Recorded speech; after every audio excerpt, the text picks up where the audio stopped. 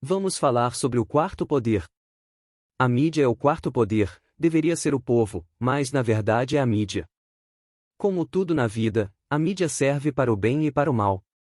A imprensa pode salvar vidas informando como combater a dengue, noticiando a chegada de um ciclone extratropical, pode também fazer o Estado democrático de direito funcionar fazendo pressão e denunciando quando algo não está correto ou houver abuso de poder.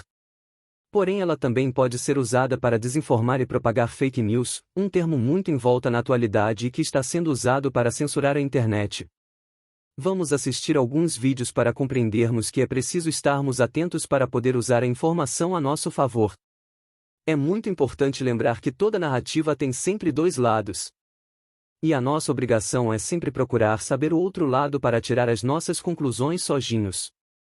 Uma coisa nós já sabemos: contra a mentira se usa a verdade, contra a verdade se usa a censura. A censura é sempre praticada por aqueles que temem a verdade. Foi confirmada hoje a morte de Ikushiro Shimada, dono da escola base de São Paulo. Há 20 anos, ele foi vítima de um erro grosseiro da polícia e da imprensa e foi injustamente acusado de abusar dos alunos. Shimada sofreu um infarto fulminante no último dia 16. Ele era o proprietário da escola base e foi acusado de pedofilia junto à esposa e diretora da instituição, Maria Aparecida Shimada, que também já morreu, e outras 4 pessoas. O caso ganhou destaque na imprensa em todo o mundo, mas acabou arquivado por falta de provas. Outras investigações mostraram que todos os acusados eram inocentes. Seria muita demagogia eu dizer que perdoar, mas eu não consigo. O meu interior não me permite. Eu tive problema de saúde, tive infartado por causa desse caso. Minha esposa é tratamento psiquiátrico, completamente impedido de qualquer tipo de trabalho. A gente perdeu tudo que tínhamos na vida, economia de 35 anos. Em 5 anos perdemos tudo. E logo depois do Repórter Brasil, às 10 da noite, você vai rever o programa Caminhos da Reportagem sobre o caso da escola base. Ministro, voltando a um tema abordado pelo Breno, o dos ataques que o Supremo Tribunal Federal tem sofrido nos últimos tempos e que estão escalando em intensidade, existe um inquérito aberto para apurar fake news e outro correlato aberto e também relatado pelo ministro Alexandre de Moraes para apurar atos antidemocráticos, entre eles alguns visando ministros do Supremo. Como o senhor vê essas investigações? Eu sei que o senhor foi contra um desses inquéritos, o das fake news, por discordar da maneira como ele foi instaurado. E como o senhor vê esse momento em que deputados, senadores e, por vezes, até o próprio presidente instigam a opinião pública e as redes sociais contra o judiciário? Nós temos a organicidade, que deve ser observada. É o que proporciona segurança a todos. Saber o que pode ou não ocorrer quando há uma contenda, e essa contenda precisa ser solucionada. A crítica, como eu disse, ela é sempre possível em uma democracia, mas não a crítica pela crítica. Por que fui contra a instauração desse inquérito? Porque não concebo a própria vítima provocando a instauração do inquérito, e foi o que ocorreu.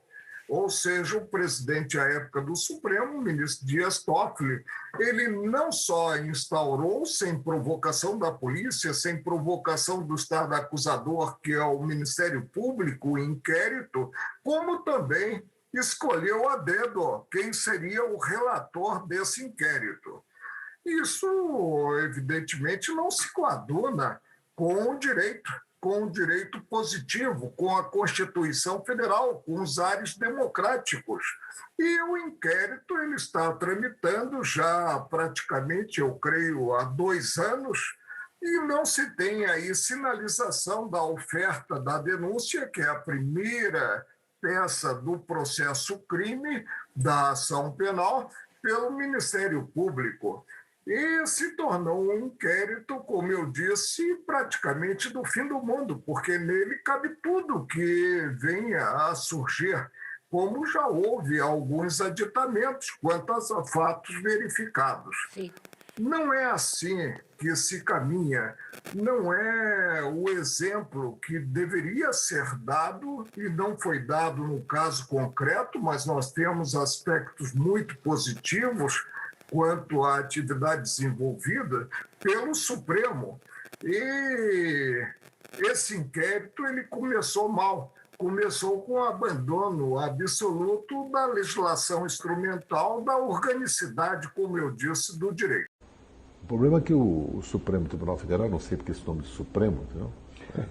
A Corte Constitucional devia chamar, primeiro devia tirar todos os poderes do Supremo, ser só Corte Constitucional. Depois que judiciário não é poder da República.